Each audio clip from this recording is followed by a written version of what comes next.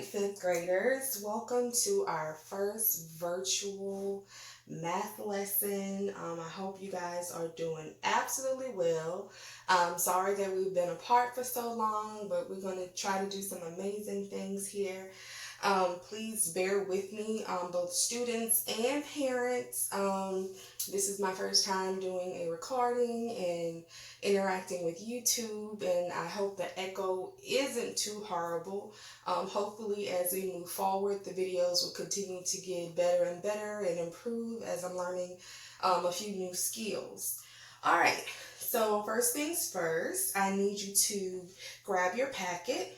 You should be on lesson 5. And this is basically going to be a review, something that we've already seen. So parents, there's no need to be nervous or worried. Students, you should basically catch on to this and kind of remember some of these things that we may have gone over the past few months. So let's start with multiplication. And I know you're like, oh my goodness, here she goes. I hope at some point you may have gotten a chance to study your multiplication facts, whether it's watching something on YouTube or you guys kind of playing a game. Hopefully you're interacting with your younger siblings and teaching them some things as well. All right, so everybody should begin on page 34. And this basically says that in 4th grade, you multiplied 2-digit numbers by 2-digit numbers. Now you'll multiply 3-digit numbers by 2-digit numbers. And we're going to go ahead and we're going to take a look at this problem here. Now, this should look familiar. So let's give it a pause. Let's see who can remember what this resembles. 3, 2, 1. Let's say it together. Rectangular area model. We've been using this for a while. I do have students that prefer other methods. However, this is the first one in our lesson today. So here's this rectangular area model. Hence, it's shaped like a rectangle. And of course, in math, we always bring it back to real world experiences because we do use math in the real world. Here we go. One of my favorite places, actually my daughter's favorite place, believe it or not, the mall. It says a mall is designing an outdoor space. The available space is 127 feet by 46 feet. The plan is for a grassy section with a width of 40 feet. Next to the grass will be a cement sidewalk with a width of 6 feet.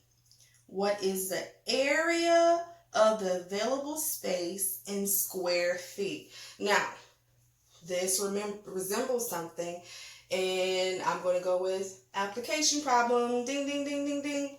The first thing that we do with an application problem, we read it one time. Now it's time to go back and grab that important information. So if some of you want to go to the side and write out RDWW, that's absolutely fine. And in this case, this would be your D because they've already drawn out your area model. This would be your R. You just read it. And here are the questions down here that you would actually have to answer. And some of these we may go ahead and write out an equation. All right, so we're going to go back and get some information. So we know, hey, we got something going on at the mall, and they're trying to do something with some space outside. And it says the available space is 127 square feet. So I'm going to go ahead and 127 feet. I'm going to circle 127, underline the word feet. That word by tells me I'm going to be doing some multiplication by 46 feet. All right, as I read along, the plan is for a grassy section with a width of 40 feet. And that 40 feet is talking only about this grassy section. And it says next to the grass will be a cement sidewalk with a width of 6 feet. So I got some information. So I got cement sidewalk, and they said, hey, that's the width. and it's 6 feet.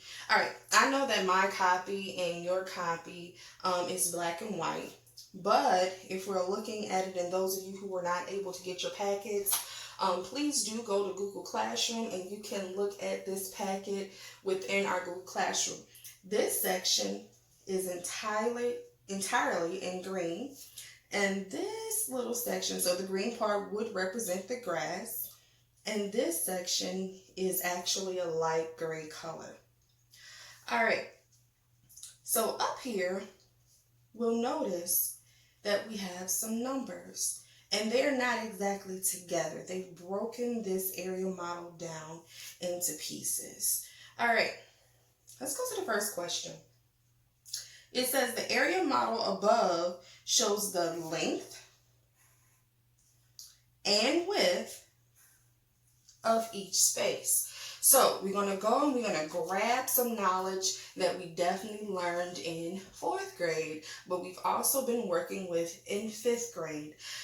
If you have your binder and you managed to remember to bring it home with you, go ahead and I want you to flip to your tools page. And in your tools page, you have some solid gold. All right, go ahead and I want you to look for the formula for area, hence area model. So area, the formula is A is equal to length times width. And that's exactly what you're going to be doing here. So math is about building. You can never drop a skill off. You're basically adding on each time. Now, the first one, letter A, says, what is the total length of the outdoor space? The length. The keyword length, I want you to think of left to right. Length, left to right. Now, on this scale, it tells me in my area model that my total length is 127 what? We always have to go ahead and give yourself a unit. It's not cows, chicken, pigs. No, it's 127 feet. All right. The next part of that question is, what is the total width? Well, how wide is it? If you go here, and I think of width, wide, north to south. So remember, north to south right here gives you width, or south to north. It says it's 46 feet.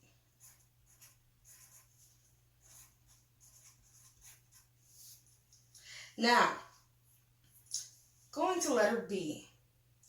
Letter B says, how is the area of each space found? How is the area of each space found? Well, if you bring along your 4th grade knowledge, and if you're also utilizing your handy dandy tool section in your binder, I already know that answer. So, going back on our prior knowledge, I can multiply the length and width of each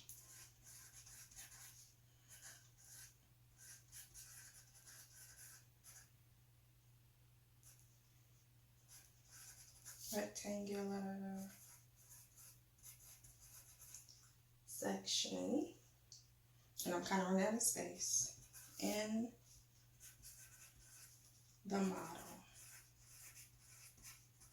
And remember, when you're answering a question, even in math, I need you to answer it in a complete sentence.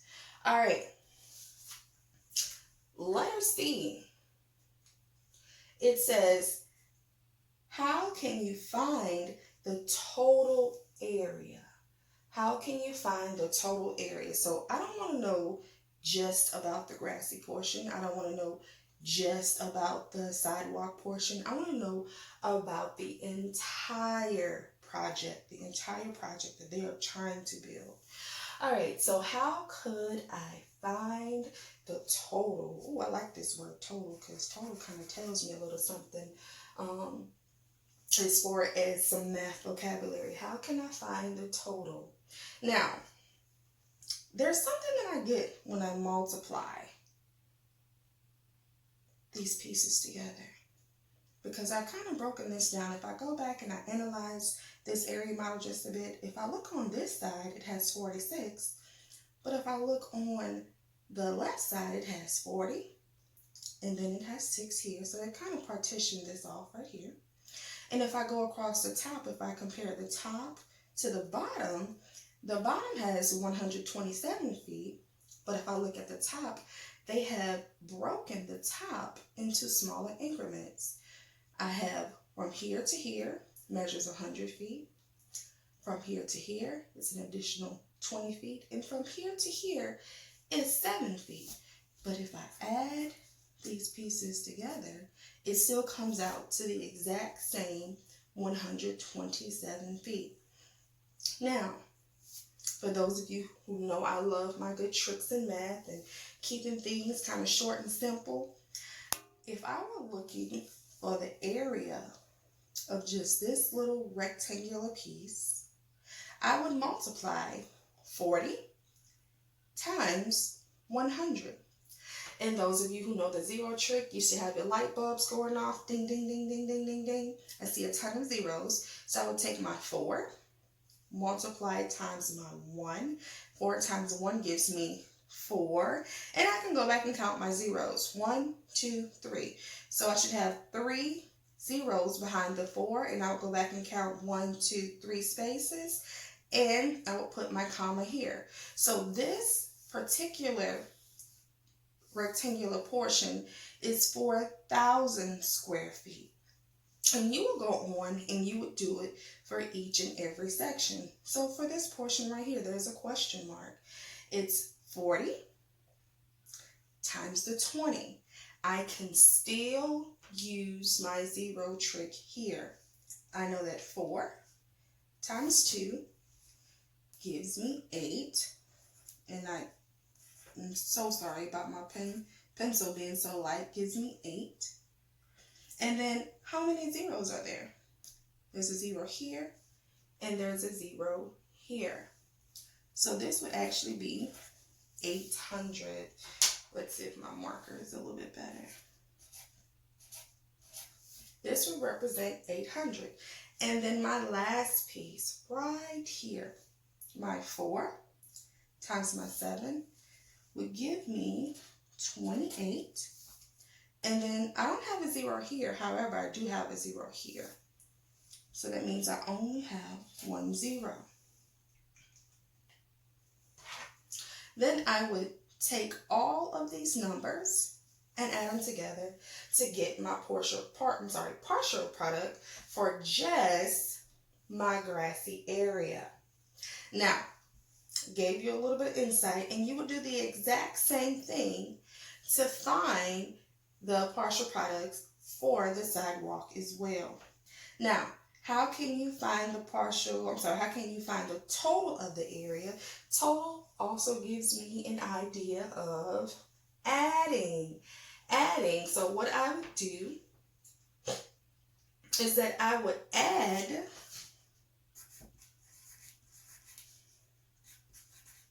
the partial products together. There we go. Now, I do have a few questions remaining, and those are the ones I would like you to go ahead and try to complete by yourself. All right, now we're going to move on, because this was one way to use an area model. But of course, when we're using area models, we are working our way to using our standard algorithm. And here's another 2 examples of using partial product right here. If we go here, it says one way to multiply numbers is to find partial products. So a partial product, the word partial actually gives you definition. If you have a whole product or an official product or your final answer, if somebody just gives you a piece of it or a part of it. They're not giving you the complete answer at that time. It says to break apart one of the factors into parts, then multiply each of the parts by the other factor to get parts of the product or partial products. Then add the partial products to find the total product. So you're just breaking them down into smaller increments, and then you're actually putting them back together to get your final answer. So for time's sake, we're going to go ahead, and it shows you two other ways to go ahead and find partial products. So they've shown us how to use an area model. And then here, they're moving towards some standard algorithm. And they've already broken it down into smaller parts or into partial products.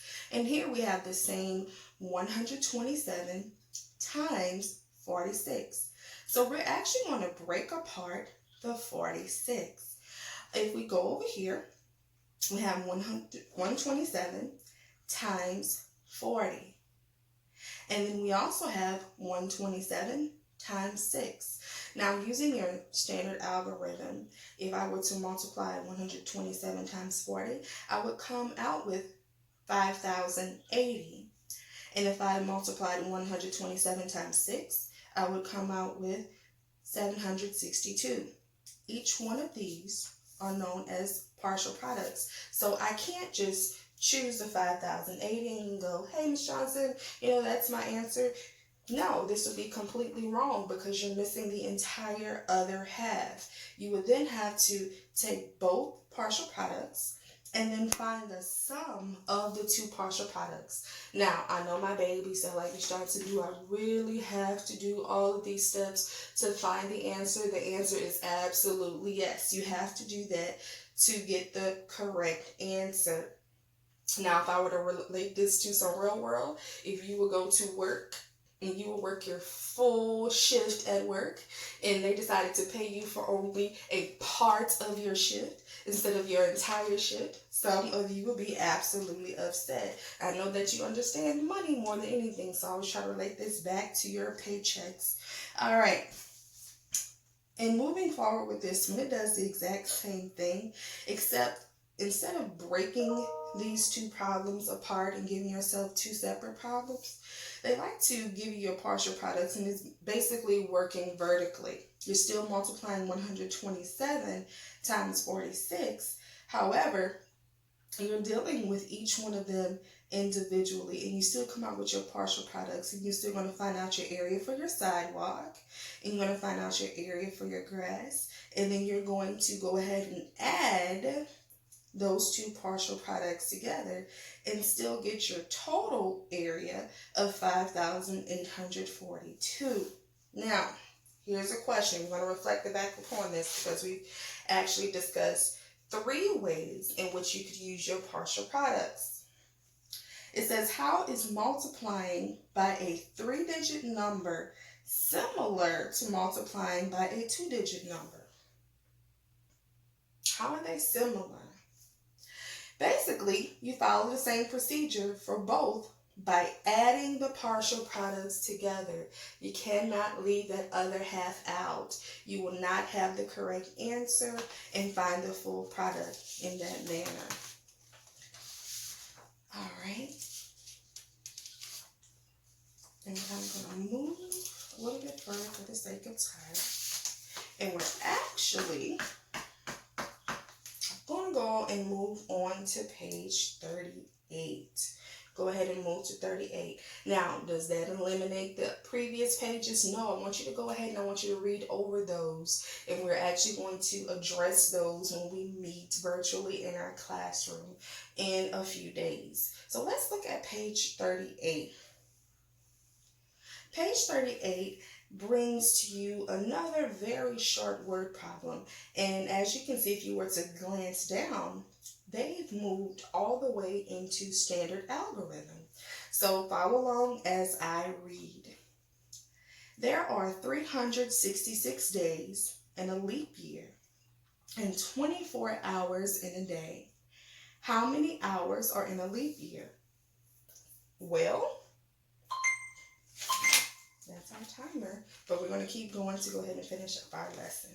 All right, so there are 366 days in the leap year, and they're telling me that there are 24 hours. So we're going to keep in mind with our RDWW strategy. This ensures that we do not lose track of any important information. Well, I have 366 days in a leap year. I have 24 hours in a day.